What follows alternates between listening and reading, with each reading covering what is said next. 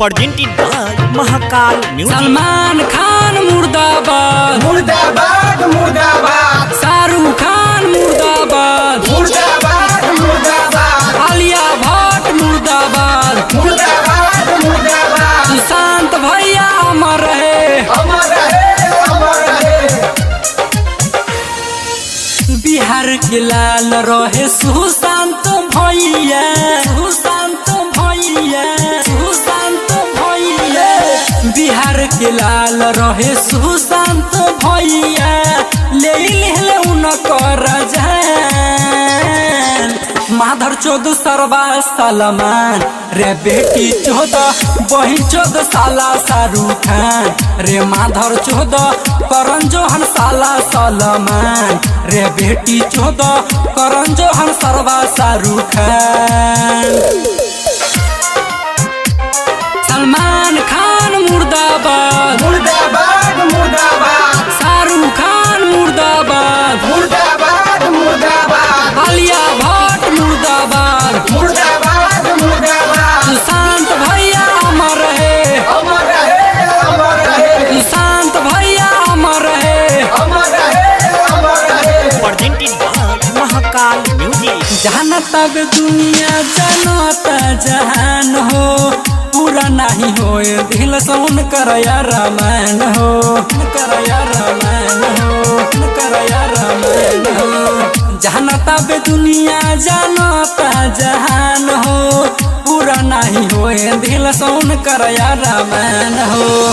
आलिया भट्ट औरी करण जोहर साराबा ले हले नु जान। माधर 14 सरवा सलमान रे, बेटी 14 सहला सुन शाहरुख खान। रंडी आलिया सुन ले तू माधर जार रे, बेटी 14 सरवा सुन शाहरुख खान। सलमान खान मुर्दाबाद मुर्दाबाद मुर्दाबाद, शाहरुख खान मुर्दाबाद मुर्दाबाद मुर्दाबाद, आलिया भट्ट मुर्दाबाद मुर्दाबाद मुर्दाबाद, सुशांत भैया अमर रहे। अमर रहे अमर रहे।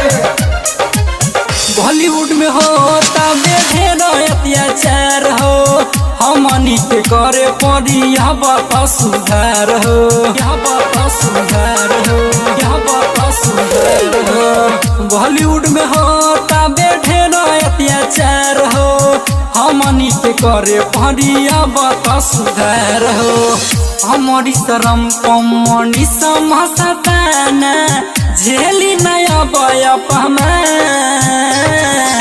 रंडी आलिया भट्ट शाहरुख खान रे, बेटी 14 करण जोहर साला सलमान रे। माधर 14 करण जोहर सरवा शाहरुख खान रे, बेटी 14 माधर 14 सरवा सलमान। बिहार के लाल रहे सुशांत भैया, सुशांत भैया, सुशांत भैया। बिहार के लाल रहे सुशांत भैया, ले उनकर जान। माधर 14 सरवा सलमान रे, बेटी 14 बहिन 14 साला शाहरुख खान रे। माधर 14 करण जोहर साला सलमान रे, बेटी 14 करण जोहर सरवा शाहरुख खान। महाकाल रिकॉर्डिंग स्टूडियो नरगा बाजार सीतामढ़ी बिहार।